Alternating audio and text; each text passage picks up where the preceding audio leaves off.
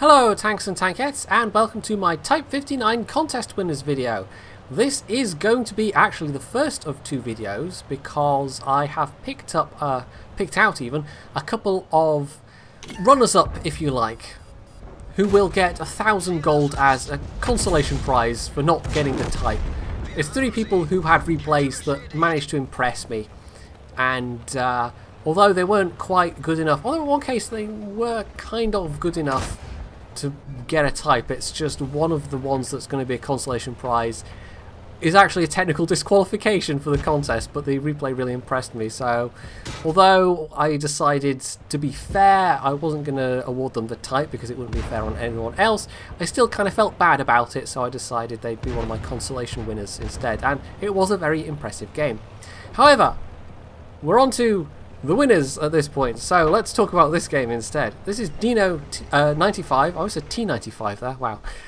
In the T25, the German Tier 5 premium medium tank, which is kind of a Czechoslovakian tank. I think this is one of those Germanized Czechoslovakian designs. I mean, obviously it's been around in the game a lot longer than the actual Czechoslovakian tanks, but basically it goes pretty well in a straight line. It's got a very nice gun, but the hull traverse leaves something to be desired, so it's not the most maneuverable of medium tanks.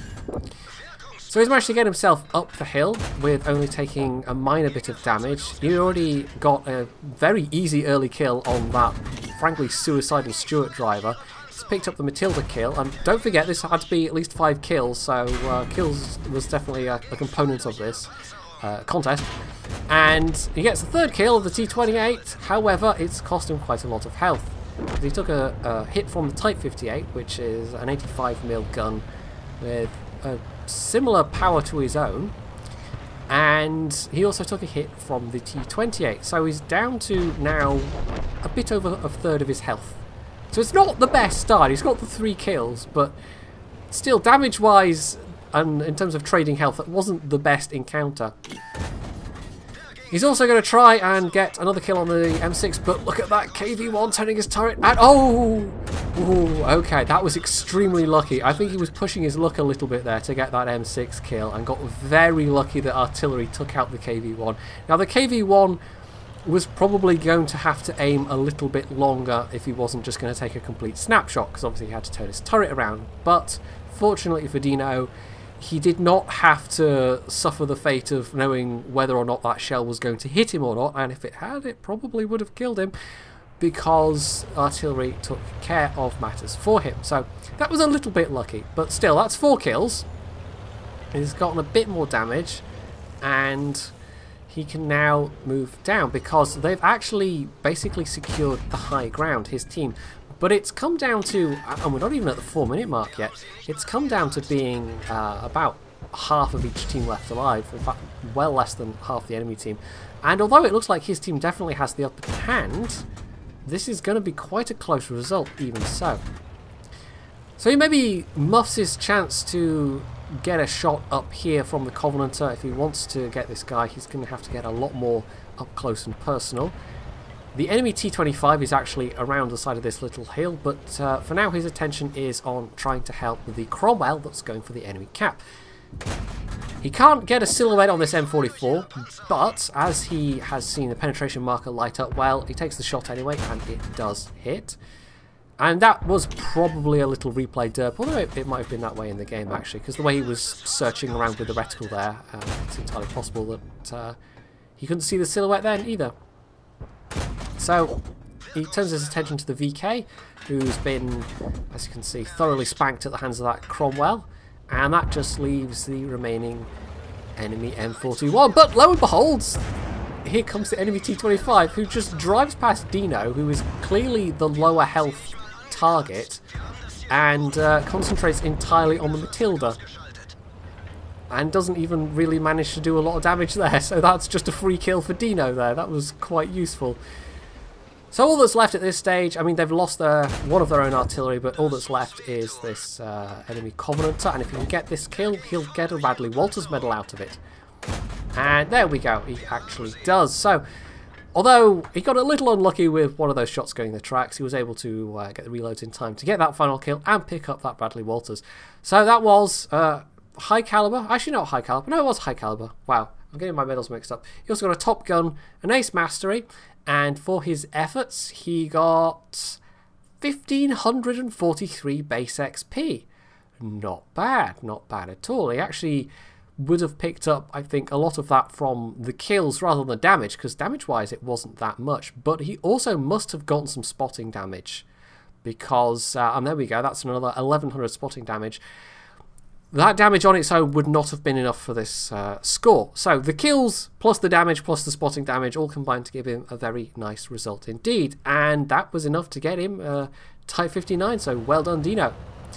Next up, we have the Kid 13 in the ELC.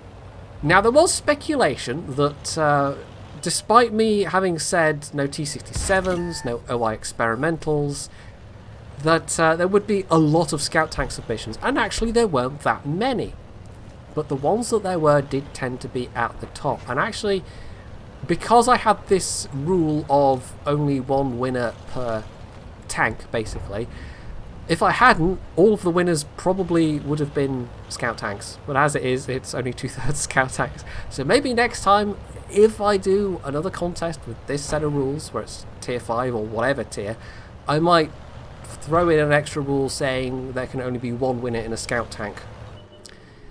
So, yeah. Anyway, but either way, both the first and second place, if you like to look at it that way, were scout tanks, but they were both very good scout tank games. So that's the Kid's first kill with a nice double tap on that enemy M5 Steward. This, by the way, I mean, this is the classic scouting map, except it's not the Kid that's doing the bush scouting here, it's his platoon mate in the other ELC. So this is not going to be a game where it's lots and lots of spotting damage. It does help that he's in a tier 8 game. That's definitely going to help him out. But it's not going to be one where he sits in a bush and gets 5,000 spotting or whatever. It's not going to be that kind of a game at all. And the ELC isn't actually that well suited to that kind of playstyle, because it doesn't have that great of a view range. He does have binoculars on this. If he's got a good set of crew skills, he might have both the radio man and the commander vision skill on the commander, which gets you combined an extra 5% view range. That plus the binoculars would stack up. If he's got ventilation, that would help it even further. I don't know his setup, so this is all pure speculation. But personally, for me, I don't find the ELC to be that effective a bush scout. Although, you can, you know, if you have to. It's got a very good camo rating, it's got a very low profile, but a lot of people like to play these things on the move, because, you know, they move very, very well. Now, if he had managed to kill that Tiger 2, that would have been a hell of a shot. There's a second shot on the move. I mean, there was no way that was actually going to hit. But even that first shot over the tracks at that range, that would have been quite something. So anyway, he's actually taken out all 3 enemy scout tanks, which actually means he's gotten himself a Nadin's medal. That's not one you see around very often. You basically have to kill the entire team's enemy enemy light tanks. The entire enemy team's light tanks. Let's arrange the words in that way. That maybe makes slightly more sense. And there has to be at least 3 of them, and in this case there were 3 of them exactly, and he's killed all of them already. So yeah, that's a nice, rather uncommon one. So he lines up for a shot on this Super Pershing, gets to the side of the turret, so that's a bit more damage. Although damage-wise, thus far even, it's not been that impressive. But the ELC, it's harder to get high damage games in the ELC just because of the long reload on that gun. So he's taken a hit whilst doing that, and it was a bit risky. It was either the T-150 or the SU-122-44 with a very, very low roll.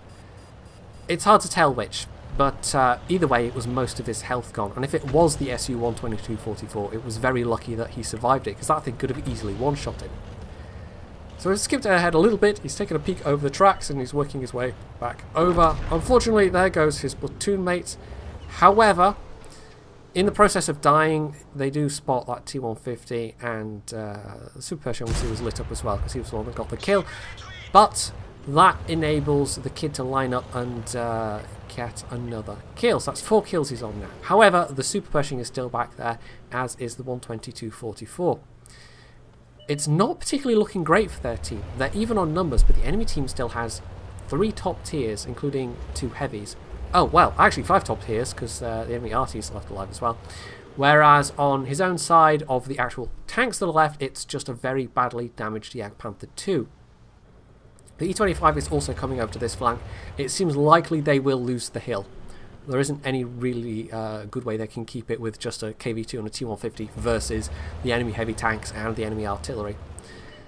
The Stuart Emil hasn't been spotted yet, and oh, hello! You're quite close.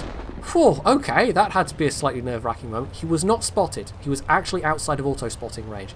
But still, I would have cacked my undies if a tank popped up quite that close. That was not far out of his auto-spotting range at all. So, yeah, that was a bit nerve-wracking. He then also spots the Stuart Emil, who has actually been here the whole time. Takes the kill shot for his 5th kill, so there we go, there's 5 kills. And then gets on the move again, because we know there's still at least 1 enemy tank destroyer back there, and that obviously got him lit up. But yeah, that's super Pershing. That was like, oh, hello, you're close. That's why the camo rating of this very diminutive little light tank came in very, very useful indeed. So the 122-44 tries to make a break for it, but he's got a terrible view range, so the kid is able to just sit on the mid-ridge and light him up without being spotted in return. And that just leaves enemy RT and the 2 heavy tanks. Now, one of their own RT just got taken out, and, well, they're obviously still... I mean, the T-34 is in a position where he could hit that GW Tiger P, so he must be on the hill.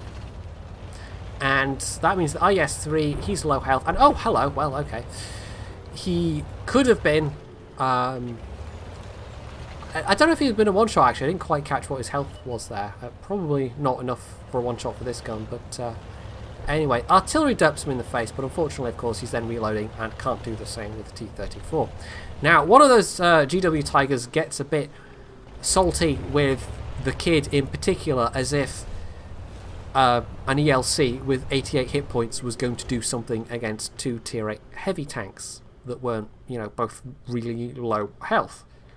Even if they were really low health, this is quite a dangerous situation. I was sitting here, by the way, looking at when I was watching this replay through the first time, I was sitting here thinking, he's on 88 health, and then my brain went, huh, you know, there's a certain quote that applies to that. But I won't repeat it because, well, actually, no, I could just bleep myself out. But yeah, you know the famous quote from Back to the Future, where he goes, "When this baby hits 88 miles an hour." Well, of course, my brain transcribed that to, "When this baby hits 88 hit points, you're gonna see some serious shit." So there you go. Anyway, famous movie quote. Maybe I won't bleep it out, but. Yeah, I'm not much for one for swearing, at least when I do videos. When I play World Attacks, oh boy, you better believe it. Anyway, so, back to the replay. The kid was obviously not entirely convinced that the artillery was here, but, yeah, they were. So, he actually does get the kill on that. The E25 is actually, there's kind of a reverse situation here now. The E25 is now scouting for the kid, rather than the other way around. Because he must have picked up some decent spotting damage in this one. His actual damage count is not that high for the number of kills he has.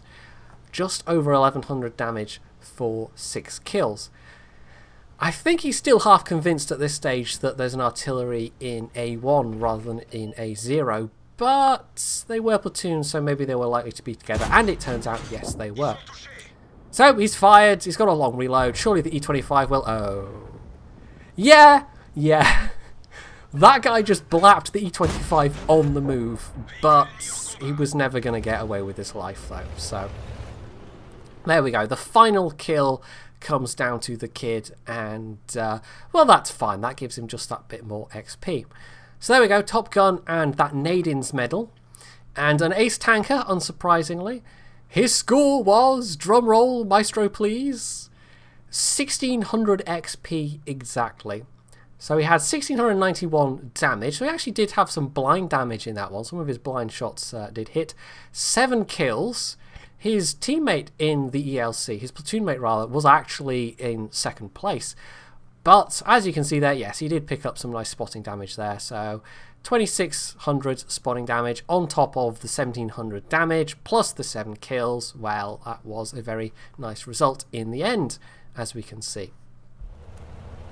So finally, last but not least, in fact, last but most, because this is the top XP game, this is Uber Random in the M24 Chaffee, which is not a bad little tank, but it does suffer from a couple of things. The gun's not the most accurate, it doesn't have a huge ammo capacity for the rate of fire, and of course it doesn't quite have the low profile of the ELC or the speed of the ELC, but overall it's still a nice little tank. Now this is really good matchmaking for him. This is a tier 6 game. This is not going to be like the previous game where it was proper scout matchmaking. This is basically just almost normal tier 5 matchmaking. And you can tell it's normal mid-tier matchmaking because their OI, their top tier OI, somehow has drowned himself. So yeah, this will be a World of Tanks random battle. So the first target pops up, a Valentine, who is probably not feeling quite so happy right now. He's just had a big chunk of his health taken away, and this is not good matchmaking for the Valentine at all. The enemy team have got 2 tier 4 tanks. His own team has got 1. In fact, no, they've got 2 as well, haven't they? They've got Covenanter and a Lee. The enemy team's got the Chaffee. Not the Chaffee, they had the Valentine and the Stivitz 39. So that was, yeah, you have to feel sorry for anybody that gets matchmaking like that in their tier 4s, because what are you going to do? A lot of tier 4s just can't handle it very well. So he gets the side of the KV-1. This is all regular ammo at this point, by the way. I mean, he's got basically 50% premium, 50% non-premium, but it's not like he's spamming the premium. He's starting off with, oh, hello, there's artillery. Starting off with the appropriate ammo for the job, basically. There's only one target that he might really need the premium for, in fact, and that's the OI. But just with the rate of fire of this, he's already shot half of his non-premium shells already. It's just his regular AP. So, I mean, it looks like you've got a decent amount. It's 48 shells in total, but it's one of these tanks where looks are deceptive because you can just get through it so quickly. So this isn't looking so good. His team is seriously on the ropes at the moment. They're well down on tanks. The enemy team are pushing up from the south. There's a push here from the north as well, although his remaining teammates, who are all up here on this northern plain, whatever you want to call it, they are pushing back and they're actually stopping this attack in its tracks. And there we go. He's going to get some more damage out of this ARL. In fact, gets the kill on the ARL as well. And at this point, rather than facing the enemy tanks head on, I mean, the Chaffee's coming round and he's actually going to get one of their artillery, but he decides to perform a neat little flanking maneuver. He's going to drop down through the middle, come out behind the cap, and hopefully catch the enemies unawares. And because we happen to know that one of them is a KV-1 and one of them is an OI, well, coming up round behind them gives him the best chance, at least with the KV-1. In terms of the OI, of course, the rear armour is as good as the frontal armour.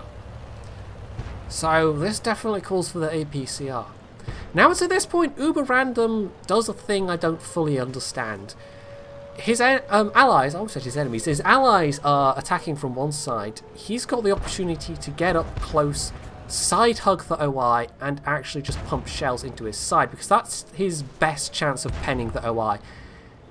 And instead, for some reason, I don't know if this is just excessive caution, or if he had something else in mind, but yeah, he lets the T-67 get derped without really making the most of that opportunity. The OI is then turning his gun back to the north again, and that Rudy's full health. What's about to happen to him? Yep. However, this time, Uber Random has finally actually taken advantage of the long reload and the distraction that losing the teammate has provided, and has actually managed to get the kill on the OI, and that's a very important one. Unfortunately, his last remaining ally, an M44 arty, just got artied himself. So yeah, I don't fully know what to make of that. And, oh, hello, Dickomax. Well, okay. That simplifies things. He thought he was obviously going to go and have to hunt the Dickomax. However, happily the Dickomax has come to him.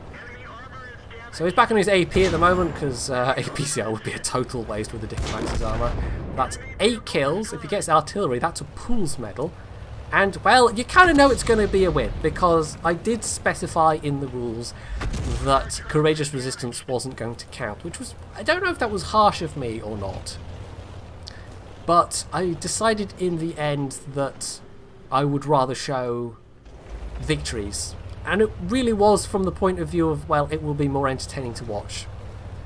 So if you had a really, really good game, like 1700 base XP with Courageous Resistance in your tier 5 or whatever, I suppose I can only apologise, but I don't know, I took an executive decision. And I think the games we've had have been very entertaining. So, he's got just the artillery to hunt now, and he's being very cautious about it. He was stopping to let his binoculars come up, and actually it's only when he starts moving that he spots the M44 crossing in front of the cap circle. He fires on the move, and unlike in that last game, does not get even remotely lucky. Uber Random himself, not trusting to his luck, he's actually going to take cover, which is the sensible thing to do, because who knows where that Hummel is. Now he's got an inkling that he might be on the Little Peninsula, because that's where artillery usually likes to go and sit, because it affords a very good field of fire. But, well, it's not a guaranteed thing. The Hummel has had plenty of time to relocate elsewhere. From getting to his own cap circle to the enemy cap circle has taken Uber Random the better part of a minute. And although the Hummel's not exactly the fastest machine around, I mean, it depends where he was. If he was on the Little Peninsula, he probably will still be here. But if he wasn't, he maybe could have moved north. He maybe could have moved through the village area. Who knows? There's even a chance he's trying to make his way to the cap. But in this case, and one of the replays I'm going to show you is also on Fjords, and it's a slower tank versus artillery. And there's always that call of, well, do I stay and defend, or do I go and try and take their cap, try and attack them, presuming that they're defending their own cap? In this case, it's much less of a risk because, of course, the Chaffee is a very fast little scout tank. But with a slower tank, it's a much harder call to make, because if you go somewhere in a slower tank and they start capping you, you might not get back in time. Whereas if you go and go to their cap, well, that's a risk in its own right. But, well, if you don't go to their cap, rather, if you defend your own cap, it might be a draw if they're doing exactly the same thing. So anyway, he was clearly expecting the artillery to have gone up that north line. However, he'd gone into the village and pops up from the west side, fires and misses, and Uber Random gets that final kill for the Pools medal. So that was a very good result indeed. 10 kills. Now this was exceptional matchmaking for being in a tier 5 scout. But even so, to walk away with 10 kills and nearly 3,000 damage, you've got to be paying attention. You've got to have your head on a swivel. You've got to be playing smart. And there was that iffy bit in the middle where he basically let 2 of his teammates die, which was, I'm still not sure of his motivations there. But in the end, he was able to take down that OI, the very dangerous OI, because the OI could have easily killed him if he'd had the chance, and do a boatload of damage and basically carry the match. So there we go. Congratulations to all 3 of you. I think that was a very well-deserved set of winners, and it probably behooves me to say thank you to Wargaming as well for actually providing these prizes, because outside of contests like these, there is literally no way to get a Type 59. I don't even have one myself. Who knows, maybe someday I'll win a contest myself. It's probably not very likely. I don't think I play Will of Tanks enough these days, to be quite honest. But still, I mean, it's a pleasure to be able to do contests like this and observe some of the very excellent games that come my way as a result. So, I hope you'll join me in congratulating our winners, and I hope you've also enjoyed these games. And if you have, you can hit the like button, you can leave any comments below, you can sub to my channel, and as always, stay tuned for more.